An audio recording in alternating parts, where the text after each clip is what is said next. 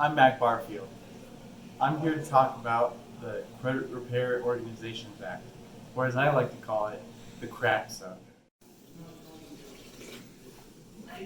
The CRAPSA is an act passed 23 years ago that requires credit repair companies to advertise honestly about their services. It also allows you to dispute or remove negative information from your credit report, like when you bought that $1,500 iPhone instead of paying your rent. This act was passed by Bill Clinton.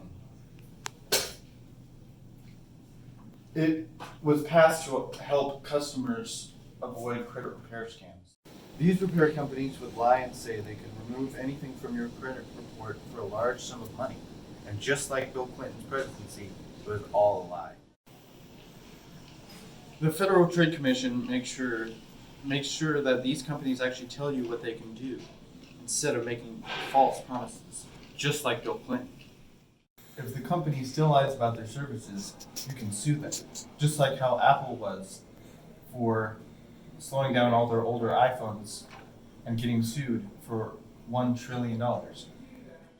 So in the end, if you have a bad credit report, it's not the end of the world.